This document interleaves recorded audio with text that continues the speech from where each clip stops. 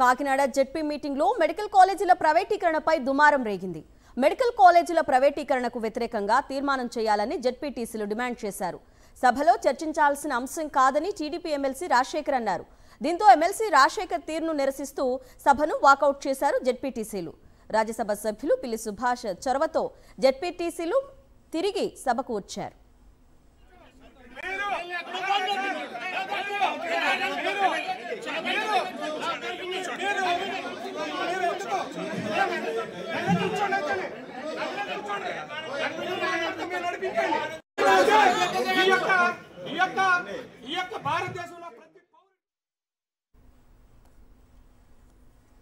Right, ఇదే అంశానికి సంబంధించిన అప్డేట్స్ మా ప్రతినిధి రాజుని అడిగి తెలుసుకుందాం. రాజు, ఇప్పుడైనా గొడవ సద్దుమణిగిందా?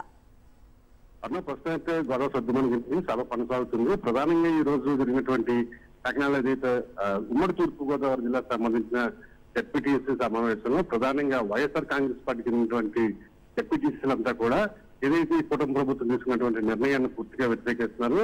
మెడికల్ కళాశాల ప్రైవేటీకరణకు వ్యతిరేకంగా తీర్మానం చేయాలని జిల్లా పరిషత్ చైర్మన్ విప్పర్తి వేణుగోపాలరావుని డిమాండ్ చేసిన పరిస్థితి అవుతుంది. ఈ నేపథ్యంలోనే సభలో కూర్చున్నటువంటి టీడీపీ ఎమ్మెల్సీ పేరాబత్తుల రాజశేఖర్ సభలో చర్చించిన అంశం కాదని చెప్పి హార్ష్ గా మాట్లాడటంతో ఇది కాస్త వైఎస్ఆర్సీపీ జెడ్పీటీసీలకు బాధ కలిగింది. వెంటనే వారిని చేసి సభను వాకౌట్ చేస్తూ ఎమ్మెల్సీ పేరాబత్తుల రాజశేఖర్ తీరును వ్యతిరేకిస్తూ బయటకు వచ్చి వాకౌట్ చేయడం జరిగింది. ఈ నేపథ్యంలో బయట ఆందోళన చేస్తున్న వారిని పిల్లి సుభాష్ చంద్రబోస్ మాస్టర్ మంది సభలోకి తిరిగి రావడం జరిగింది.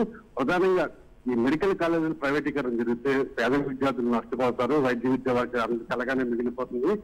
దీంతో పాటుగా ఎస్సీ ఎస్టీ బీసీకి సంబంధించిన రిజర్వేషన్ కూడా వర్తించే విషయాన్ని ఆ సభలో రాజ్యసభ సభ్యులు పిల్లి సుభాష్ చంద్రబోస్ స్పష్టం చేయడం జరిగింది. ఖచ్చితంగా అటు శాసన మండలిలో తీర్మానం జరిగినప్పుడు కూడా జిల్లా పరిషత్ సమావేశంలో తీర్మానం జరగాల్సిందని చెప్పి కూడా పిల్లి సుభాష్ స్పష్టం చేశారు. ఈ నేపథ్యంలోనే జెడ్పీ చైర్మన్ విప్పర్తి వేణుగోపాల్ ఈ మెడికల్ కళాశాల ప్రైవేటీకరణ వ్యతిరేకిస్తూ తీర్మానం కూడా చేయడం జరిగింది. ఈ నేపథ్యంలోనే సభ సద్దుమణిగిందని చెప్పుకోవచ్చు.